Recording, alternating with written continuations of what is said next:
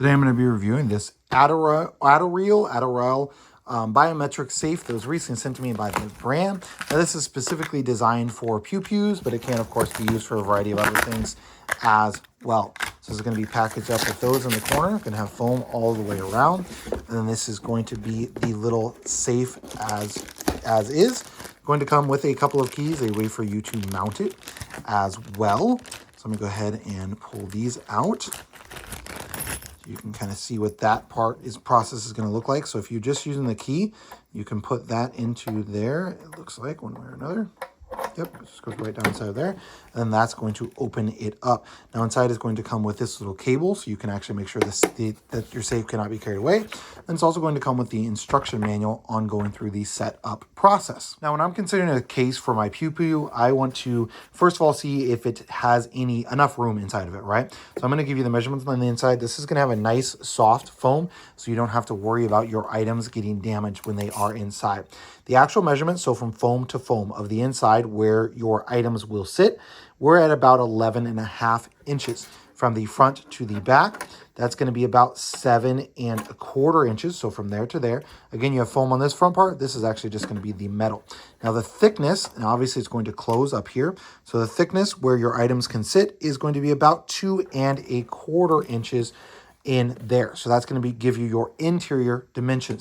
Now this is going to be a heavier item. I've got the key turned, that's why it's not shutting.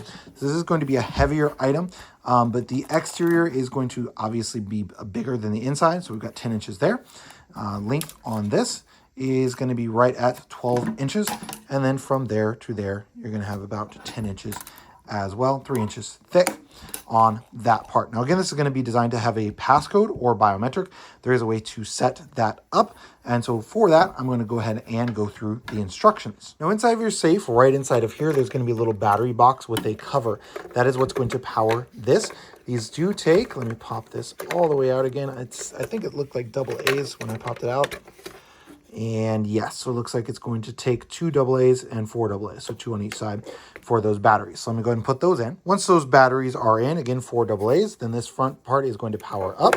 So now I'm going to take and I'm going to put this little battery pack right back in there and put the cover right back on top. So it just kind of clips right into position. Now it is kind of hard to do it without looking, but it's just got the one side. Oh, it's only got the clip on the one side. So the one side slides in, and then the other side just clips in, and that's going to be right on to there.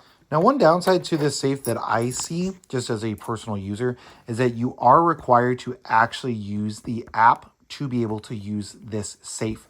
To me, that's a downside. If I don't want to use the app and set up the biometrics, for example, and I just want to use the password, I feel like I should be able to. But unfortunately, all of that is done through the app. So changing the password has to be done through the app. You have to do the locking and the unlocking through the app. You set your passcode and your fingerprints all done through the app after you go ahead and install the battery. So to me, that's a downside to this. I really wish they would have just made it where you could use the app if you chose to, or just use the device itself. Personally, I'm not a huge fan of having to use an app to open and close a box like this. Holding those items, I'm not a fan of it, right? Just personal.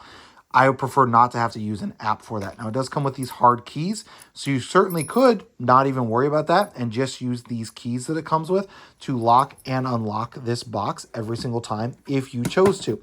That is certainly going to be an option for you.